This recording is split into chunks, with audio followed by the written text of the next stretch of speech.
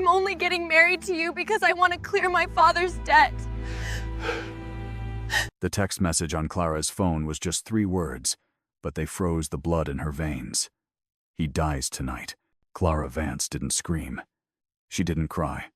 She just ran. The rain in Chicago was coming down in sheets, blurring the neon lights of the Sapphire Lounge, an underground club where fortunes were lost in seconds. She shoved past the bouncer, who was too surprised by a soaking wet girl in a waitress uniform to stop her, and burst through the double oak doors of the VIP poker room. The silence in the room was louder than a gunshot. Her father, Marcus Vance, was on his knees. He was weeping, his hands clasped together like he was praying to a god who had stopped listening years ago. Standing over him was a shadow of a man so large, so imposing. He seemed to absorb the light in the room. "Please," Marcus sobbed. "Give me a week. Just 1 week. You have had 3 months, Marcus." The voice was deep, gravelly, and terrifyingly calm. "My patience has expired." "Stop!" Clara screamed, throwing herself between the massive man and her father. "Don't touch him." The man paused. He didn't look angry. He looked bored. He was older, maybe late 60s, with steel gray hair and a scar running through his left eyebrow that gave him a permanent look of skepticism. He wore a tuxedo that cost more than Clara's entire life earnings. This was Dante Moretti. The newspapers called him a businessman. The streets called him the Iron Wall. Dante looked down at Clara. His eyes were dark, intelligent, and completely devoid of warmth. "And who is this? The collateral? I'm his daughter." Clara snapped, her chest heaving. "And I'm the only person in this room with a conscience. How much does he owe you?" Dante signaled to a guard, who stepped back into the shadows. He sat down in a leather chair, steepling his fingers. "Your father embezzled $4 million from my construction unions to fund his gambling habit. Tonight, he lost the last of it." Clara felt the floor tilt. 4 million. It was an impossible number. "Dad." Marcus couldn't even look at her. "I thought I could win it back, Clara. I had a system." "Facts do not care about your systems," Dante said coldly. He looked at Clara, really looked at her, scanning her from her wet sneakers to her messy brown hair. "You have fire, Miss Vance. Your father has water in his veins. But you have fire." "I work 2 jobs," Clara said, her voice trembling but her chin high. "I'm a cellist. I teach music. I can pay you back. I'll sign whatever you want. Just don't hurt him." Dante let out a dry, humorless laugh. "A cellist? On a teacher's salary, it would take you 300 years to pay the interest alone. No. Money is useless to me right now. I have plenty of money. What I do not have is time." He leaned forward, and the air in the room grew heavy. "My family trust has a clause, a stipulation written by my grandfather. To retain control of the Moretti shipping lines, the head of the family must be a family man. A legitimate heir must be produced or on the way before my 70th birthday. That birthday is 12 months from now." Clara blinked. "I don't understand." "It is simple math," Dante said. "My nephews are circling like sharks, waiting for me to age out so they can tear my empire apart. I need a wife. I need an heir. And I need them immediately." He stood up, towering over her. "Marry me, Clara. Give me a child. In exchange, your father's debt is wiped clean. He leaves this room alive. He gets a job in one of my warehouses in Ohio, far away from casinos. He lives." "You're insane," Clara whispered. "You want to buy a wife." "I want to secure a legacy," Dante corrected. 1 year. You live in my home. You play the part. You provide the heir. After the child is born and the trust is secured, we divorce. You get a settlement of $2 million and your freedom. The child stays with me." "No," Marcus wailed from the floor. "Clara, don't do it. He's a monster." Dante didn't even look at him. He kept his eyes locked on Clara. "The clock is ticking, Clara. You have 60 seconds to decide. A marriage license or a funeral arrangement. Clara looked at her father, a broken man who had destroyed everything they ever had. Then she looked at Dante Moretti, a man who looked like he could crush the world with one hand. She felt a tear slide down her cheek. 1 year? She asked, her voice barely a whisper. 1 year, Dante confirmed. And the debt is gone. Clara closed her eyes. She thought of her cello, her students, her tiny apartment. Then she thought of her father in a coffin. Deal, she said. Dante Moretti didn't smile. He just extended a large, calloused hand. Welcome to the family, Mrs. Moretti. Clara just sold a year of her life to save her father. Would you make that trade? Type yes or no in the comments. 3 days later, Clara Vance ceased to exist. In her place stood Clara Moretti. The ceremony was nothing like the weddings she had dreamed of as a little girl. There were no white flowers, no music, no friends, just a sterile room in City Hall. A judge who looked terrified of Dante, and a lawyer named Mr. Silvano who breathed through his mouth. Dante wore a charcoal suit that fit him like armor. He held her hand during the vows, his grip firm and dry. He didn't look at her with love. He looked at her with the focus of a general inspecting a new weapon. I do, she said, the words tasting like ash in her mouth. I though, Dante rumbled, and just like that, the contract was sealed. Outside, a black armored SUV was waiting. Clara's single suitcase was already in the trunk. She had said goodbye to her father an hour ago. He was on a bus to Ohio, crying and promising to change. But Clara felt numb. She had traded her future for his mistakes. The drive to Dante's estate took 40 minutes. They left the city behind, winding up narrow roads along the jagged coastline of Lake Michigan. The house, if you could call it that, rose from the cliffs like a modern fortress. It was all sharp angles, dark concrete, and glass. It was beautiful, intimidated, and cold, just like its owner. We have rules here, Dante said, breaking the silence for the first time in miles. Clara turned to him. Of course we do. Do not use that tone with me, Dante warned, his voice low. I am saving your father's life. You would do well to remember that. He stepped out of the car, and Clara followed. The wind off the lake was freezing. A woman in a severe gray dress was waiting at the massive front doors. This is Greta, Dante said. She manages the household. She will show you to the West Wing. That is your domain. My quarters are in the East Wing. You do not enter the East Wing unless invited. You do not enter my study under any circumstances. And you do not speak to the press. The West Wing? Clara asked. So we aren't living together? Dante turned, his dark eyes boring into hers. We are married on paper, Clara. We have a goal to achieve. That does not mean we are a couple. I value my privacy. You will have everything you need. A driver, a chef, an allowance. But do not think for a second that this is a romance. I don't, Clara shot back. I think it's a prison sentence.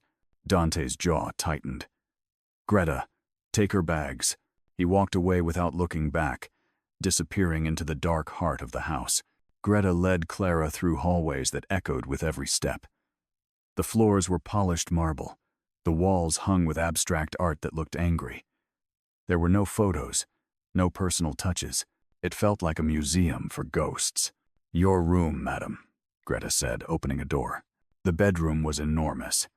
King-sized bed, floor-to-ceiling windows overlooking the storm-tossed lake, a bathroom with a tub the size of a swimming pool. It was the most luxurious room Clara had ever been in, and she hated it immediately. Dinner is at 8, Greta said. Mr. Moretti expects punctuality. Clara sat on the edge of the bed.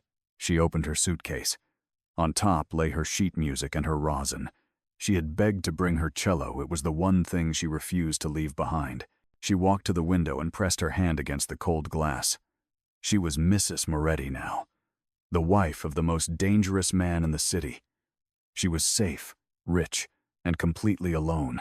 But as she looked at the reflection of the empty room behind her, she realized the hardest part wasn't the isolation.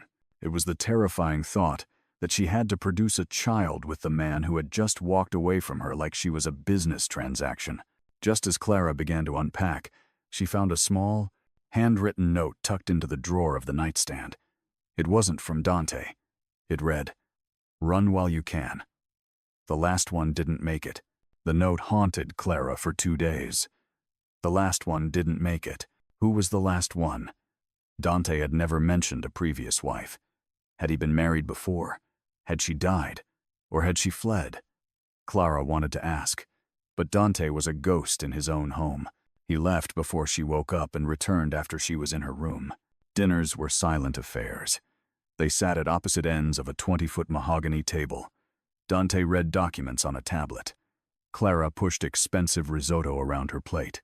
"Is the food not to your liking?" Dante asked on the third night, not looking up. "The food is fine," Clara said. "The conversation is lacking." "I do not pay you for conversation," he replied smoothly. "You don't pay me at all," Clara countered. "You bought me. There's a difference." Dante finally looked up. A flicker of something, annoyance, amusement, passed through his eyes. "Eat your dinner, Clara." By the 4th day, Clara was going stir-crazy. The house was too quiet. The silence pressed against her ears until she wanted to scream. She needed noise. She needed life. She needed her music. She grabbed her cello case and wandered the halls of the West Wing, looking for a place where the acoustics wouldn't disturb the master of the house. She found the grand ballroom. It was a massive, empty space with high vaulted ceilings and dust covers on the furniture. It was perfect. Clara set up her end pin on the marble floor. She sat down, closed her eyes, and took a deep breath. She raised her bow. The first note was a low, mournful groan that echoed off the walls. Then she began to play. Bach, the cello suites. The music poured out of her, carrying all her fear, her anger, her loneliness. She played for the father she missed, for the life she lost, for the terrifying future she faced. She lost track of time. The music was a shield, protecting her from the cold reality of the iron fortress.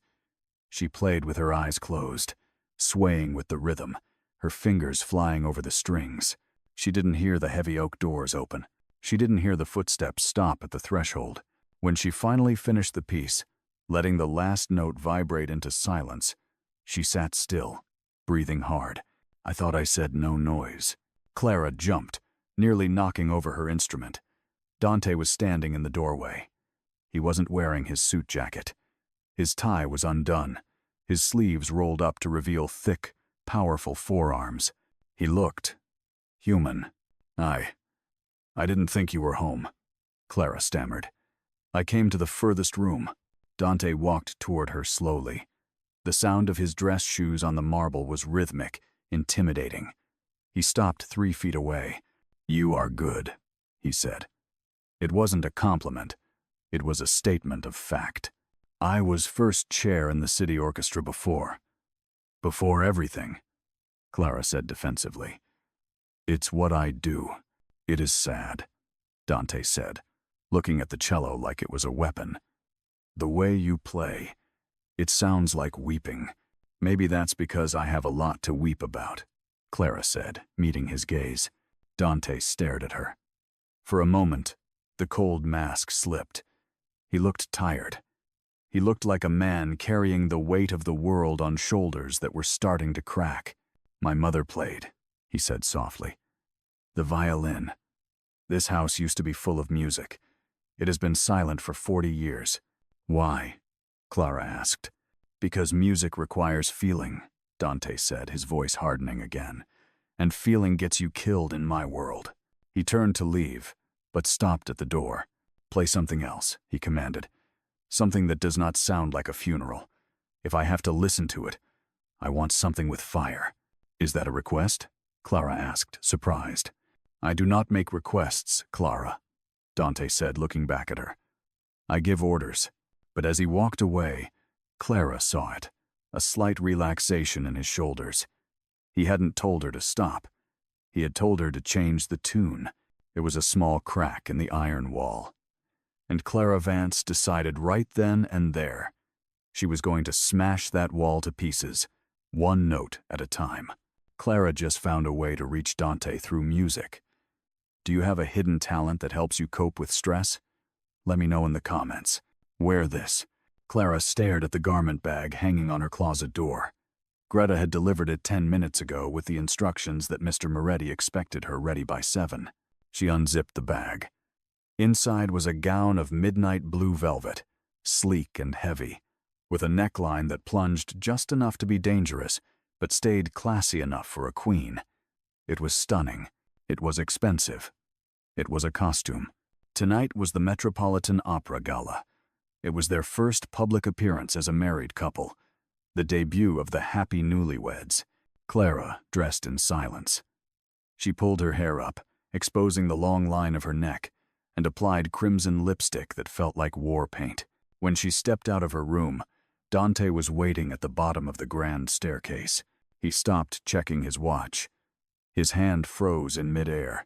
For a second, just a heartbeat, Clara saw his eyes widen. The cold, calculating stare fractured, replaced by raw male appreciation. He looked her up and down, lingering on the curve of her waist. "Adequate," he grunted, the mask slamming back into place. "High praise," Clara replied dryly, descending the stairs. "Try not to swoon, Dante. You might wrinkle your suit. The car is waiting." The drive to the opera house was tense. Dante spent the time briefing her on the enemy terrain. "The board of directors will be there," he said, his voice low. "And my family. Specifically, my niece, Bianca. She believes she should inherit the empire because she is the oldest biological relative. She is venomous." "I can handle venom," Clara said, looking out the window. "I've been living with you for a week." Dante actually chuckled. It was a dark, rusty sound. Touché. The arrival was a blinding storm of camera flashes.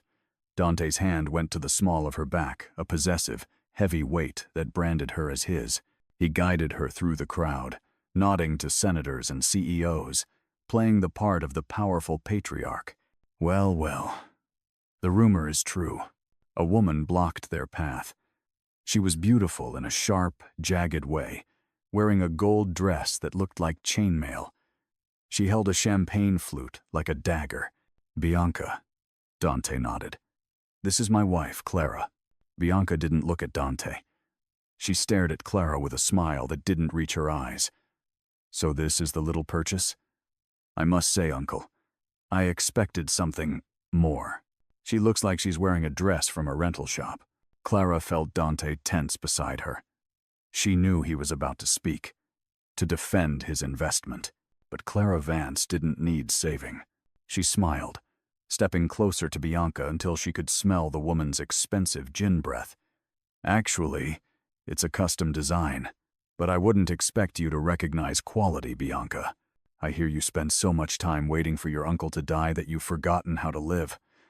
It must be exhausting, being a vulture in a gold dress. You're starving, aren't you?" The circle of socialites around them went silent. Bianca's mouth opened, but no sound came out. She turned a blotchy shade of red. "Enjoy the opera," Clara said sweetly. "I hear the tragedy is excellent this year." She took Dante's arm and led him away. When they were out of earshot, Dante leaned down, his lips brushing her ear. "Remind me never to make you angry in public, Mrs. Moretti." Was that approval? Clara whispered back, her heart racing. "That," Dante said, his voice thick with something dark and thrilling, "was impressive." Clara just shut down the toxic niece. What's your best comeback for a rude relative? Share it in the comments. The victory at the opera was short-lived. 2 nights later, the family came to the Iron Fortress for dinner. It was mandatory, a show of unity for the upcoming board vote. Dante sat at the head of the table, Clara at his right. Down the length of the table sat the sharks, Bianca, still seething, and Dante's 2 nephews, Luca and Vince. Luca was 40, slick and nervous. Vince was 35, loud, and already 3 scotches deep. "So," Vince slurred, pointing a fork at Clara. "How does it work? Does he pay you by the hour, or is it a flat rate for the year? Clara gripped her napkin. Excuse me? Vince, Dante warned, his voice a low rumble of thunder. Watch your tongue. Oh, come on, Uncle. Vince laughed. We all know what this is. You needed a breeder to keep the trust fund. You picked up a stray from a casino. I just want to know if she's worth the millions you paid to clear her daddy's debt. Is she good, Dante? Does she make the old heart pump? The room went dead silent. Greta, serving wine in the corner, froze. Clara felt tears of humiliation prick her eyes. She started to stand up. I'm leaving. Sit down, Clara. Dante's voice didn't rise. It dropped. It became the voice of death itself. He didn't look at Clara. He looked at Vince. Slowly, deliberately, Dante placed his knife on the table. You seem confused, Vincent, Dante said softly. You think because you share my blood, you are safe. You think you can come into my house, eat my food, and insult my wife. Wife? Vince scoffed. She's a contract. Dante moved so fast, Clara barely saw it. One moment he was sitting, the next he was standing over Vince, his hand wrapped around the younger man's throat, pinning him to the high-backed chair. She is Mrs. Moretti, Dante snarled, his face inches from his nephew's. She carries my name. She carries the future of this family. When you speak to her, you speak to me. And if you ever disrespect her again, I will strip you of your inheritance, your title, and your protection. I will throw you to the wolves you are so fond of imitating. Do you understand? Vince gagged, his face turning purple. He nodded frantically. Dante released him. Vince slumped in his chair, gasping for air. Dante straightened his cuffs, looking around the table. Bianca was pale. Luca was staring at his plate. Get out, Dante said calmly. All of you. Dinner is over. They scrambled. Chairs scraped against the floor. Within 30 seconds, the room was empty, except for Clara and Dante. Clara sat trembling, her heart pounding against her ribs. She had never seen violence like that. Controlled, precise, terrifying. Dante exhaled slowly, turning to her. The rage in his eyes faded, replaced by exhaustion. I apologize, he said stiffly. They are disappointed. They thought they had won. You defended me, Clara said quietly. You didn't have to go that far. It's just a contract, Dante. They were telling the truth. Dante walked to her chair. He placed a hand on the back of it, leaning down until they were eye level. The contract is between us, he said intensely. To the rest of the world, you are mine. And I protect what is mine. Always. The air between them crackled. It wasn't fear anymore. It was something else. Something hot and confusing that made Clara's breath hitch. Thank you, she whispered. Dante looked at her lips, then pulled back abruptly. Go to your room, Clara. It has been a long night. As Dante walked away, his phone buzzed. He checked it, and his face went white. He looked at Clara with genuine fear for the first time. Pack a bag, he ordered. We have to leave. Now. Where are we going? Clara asked for the 10th time. Dante didn't answer. He was driving the SUV himself, speeding through the dark forest roads away from the estate. His knuckles were white on the steering wheel. Dante! Clara shouted. Talk to me! Security breach, he snapped. Someone disabled the perimeter alarms at the estate. I received a warning from my head of security. We are going to the safe house. The safe house turned out to be a secluded cabin deep in the woods, miles from the nearest town. It was rustic but luxurious, stocked with food and firewood. Once they were inside and the security system was armed, Dante finally relaxed. He poured himself a whiskey and collapsed onto a leather sofa. Who was it? Clara asked, standing by the fireplace, hugging her arms. Your nephews. Likely, Dante muttered. Or a rival syndicate testing my defenses. It does not matter. We are safe here until my men clear the estate. The cabin was smaller than the fortress. Intimate. There were no separate wings here. Just a main room and a single loft bedroom. "I'll take the couch," Clara said, eyeing the loft. "Don't be ridiculous," Dante said, closing his eyes. "You take the bed. I will stay down here and monitor the cameras." Clara couldn't sleep. The adrenaline was still pumping. She found an old acoustic guitar in the corner of the room, a relic from a different life. She picked it up. It was out of tune, but she fixed it. She sat on the stairs of the loft and began to pluck a melody. Not Bach this time. Something softer. A folk song her mother used to hum. Dante didn't stop her. He sat in the dark, watching the fire, listening. "You play everything," he commented after a while. "If it has strings, I can make it talk," Clara said. She hesitated, then walked down the stairs and sat on the other end of the sofa. "Why did you really defend me tonight? You could have just laughed it off. It would have been easier." Dante swirled his drink. "Easier is rarely better. And I did not like the way he looked at you. Like you were merchandise." "I am merchandise, Dante," she said softly. "You bought me." Dante turned to her. The firelight danced in his eyes, softening the harsh lines of his face. He reached out, his hand hovering near her knee, then retreating. "I am starting to regret that phrasing," he admitted. "You are not merchandise, Clara. You are unexpected. Unexpected good or unexpected bad. Dangerous," he murmured. "You make me forget the plan." He leaned in. The distance between them vanished. Clara stopped breathing. He smelled of wood smoke, expensive scotch, and danger. "Dante." He looked at her lips, then up to her eyes. His hand finally moved, brushing a stray lock of hair behind her ear. His fingers were rough, warm, and gentle. "Play your song, Clara," he whispered, his voice rough. "Play, so I do not do something foolish." "Like what?" she dared to ask. "Like kiss my contract wife and complicate everything." He stood up abruptly and walked to the window, turning his back on her. But the energy in the room had shifted. The cold business deal was melting, and in the firelight of the cabin, Clara realized with a jolt of terror that she wasn't just scared of Dante Moretti anymore. She was falling for him. The tension is skyrocketing.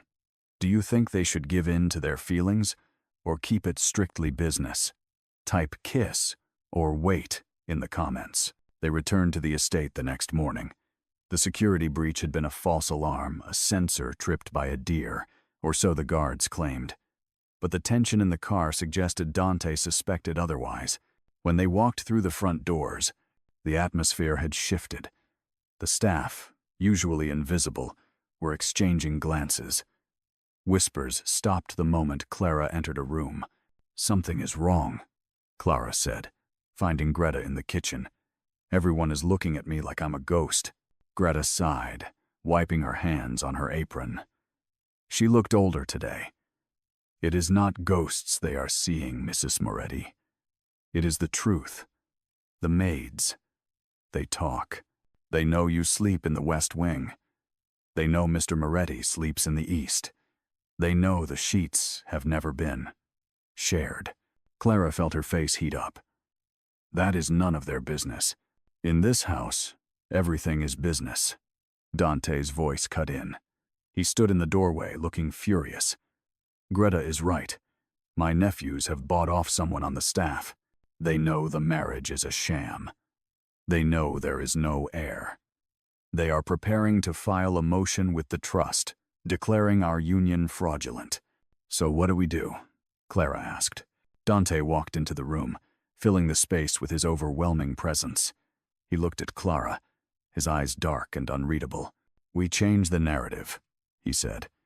"If they want a show, we give them a performance worthy of an Oscar. Starting tonight, the separate wings are finished." Clara's heart skipped a beat. "You mean, I mean you are moving into the East Wing," Dante said. "Into my quarters, into my bed." "Dante, we will not do anything you are not comfortable with," he added quickly, a rare flush touching his cheekbones. "The bed is large, We can sleep, separately. But to the staff, to the spies, to the world, we must look like a couple who cannot keep their hands off each other. That evening, Clara's things were moved. Dante's bedroom was a masterclass in masculine luxury. Dark wood, leather, the scent of sandalwood and rain. The bed was enormous. "This is ridiculous," Clara whispered as they stood awkwardly by the foot of the bed.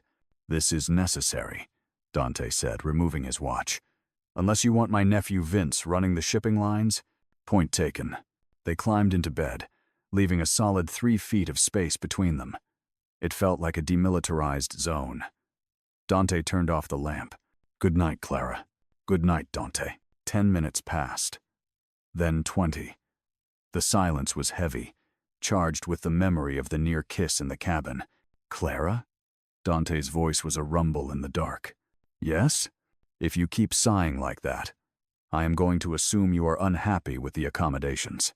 "I'm not unhappy," Clara admitted, her voice trembling slightly. "I'm just waiting." "For what?" "For the other shoe to drop. For you to realize this is crazy." "It is crazy," Dante agreed. He shifted, the mattress dipping. He was closer now. "But perhaps sanity is overrated.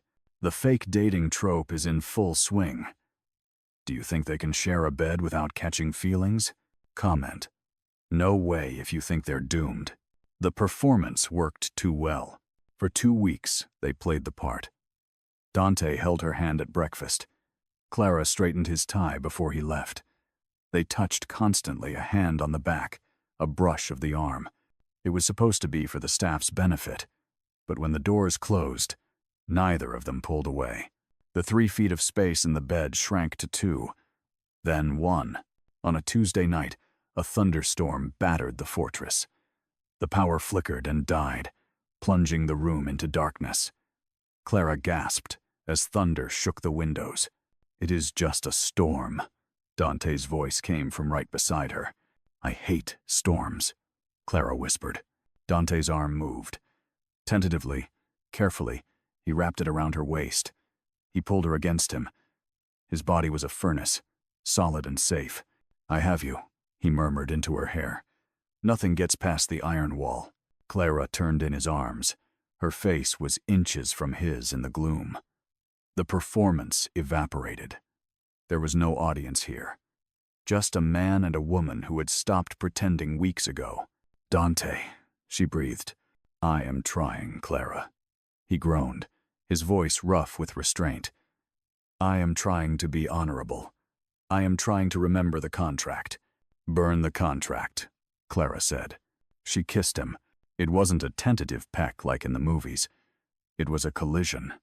Dante froze for a split second, then he broke. He kissed her back with a hunger that terrified and thrilled her. It was possession. It was desperation. It was love. That night, there were no separate sides of the bed. The next morning, Clara woke up wrapped in Dante's arms, feeling happier than she had ever been in her life. She reached out to touch his face. Bam, bam, bam. Someone was pounding on the bedroom door. Dante was awake instantly, eyes sharp. He grabbed his robe. "Who is it?" "Sir, it is Mr. Silvano." The lawyer's voice came through the wood, panicked. "You need to come down. Now." "It is the board." Dante cursed. He looked at Clara, regret warring with duty in his eyes. "Stay here." He went downstairs. Clara dressed quickly and followed. She found them in the library. Dante was standing by the fireplace, reading a legal document. His face was gray. "What is it?" Clara asked. Dante looked up. He looked defeated. "My uncle's trust has a fail-safe," he said hollowly. "If the heir is not produced or medically confirmed within 11 months, the board can call for an early vote of no confidence. My nephews triggered it. The vote is tomorrow, but we have a month left," Clara argued. "Not anymore," Mr. Silvano said, wiping sweat from his forehead. "They have testimony from a maid saying she found feminine products in your trash last week. They are claiming proof that you are not pregnant." They are calling the marriage a fraud to delay the inevitable. Dante crumpled the paper. They win. Even if last night changed things, we cannot prove a pregnancy in 24 hours. It is over. I lose the company. He looked at Clara. You are free. The debt is paid. Pack your things. I do not want you here when they come to evict me. Dante just gave up everything to save her, the humiliation. But Clara isn't running. She's staring at the calendar, doing mental math. Wait, the boardroom of Moretti Global was a shark tank. 12 men and women in expensive suits sat around a glass table. At the head sat Bianca, looking triumphant. Beside her, Luca and Vince were practically drooling. The motion is simple, Bianca said, smoothing her skirt. Dante Moretti has failed to meet the stipulations of the grandfather trust. His marriage is a sham. There is no heir. Therefore, leadership transfers to the next blood relative. That would be me. Luca grinned. Seconded, Vince shouted. Dante sat in the corner, silent. He hadn't fought it. He looked like a man who had accepted his execution. All in favor? The chairman asked. Hands started to go up. Objection. The double doors swung open. Clara Vance, Clara Moretti strode into the room. She wasn't wearing a designer gown. She was wearing a simple white dress, her hair loose, clutching a violin case. No, her cello case. You cannot be in here, Bianca sneered. Security. I am a shareholder, Clara announced, dropping a piece of paper on the table. Dante transferred 10% of his personal stock to me this morning. I have a right to speak. Dante looked up, stunned. Clara, what are you doing? Clara ignored him. She turned to the board. You want to talk about the contract? She asked, her voice ringing clear. Fine. Let's talk about it. Yes, I married him to save my father. Yes, it was a transaction. You want to call it a sham? Go ahead. She walked around the table, looking each board member in the eye. But somewhere between the signatures and the silence, something happened. This man, she pointed at Dante, who you think is a cold-blooded monster, saved me. He protected me. He gave me a home. He listened to my music when no one else would. This is touching, Vince mocked. But where is the baby, sweetheart? Clara stopped in front of Dante. She took his hand. It was ice cold. The clause says an heir produced or on the way, Clara said. It doesn't say I have to be 6 months along. It doesn't say I need a doctor's note today. She turned back to the chairman. I am Mrs. Dante Moretti. I love my husband. And we are building a family. If you vote him out, you aren't just firing a CEO. You are destroying the legacy this company was built on. Loyalty, family, honor. Things these three, she gestured to the nephews, would sell for a sports car. The room was silent. I moved to delay the vote. An old man at the end of the table said. It was Mr. Ricci, the oldest board member. The girl has fire. Dante has never looked at anyone like that in 40 years. I believe them. I second, another member said.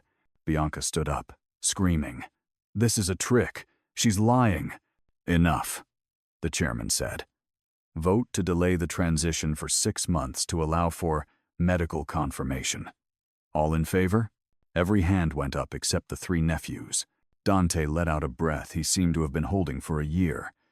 He stood up and pulled Clara into his chest, burying his face in her neck right there in the boardroom.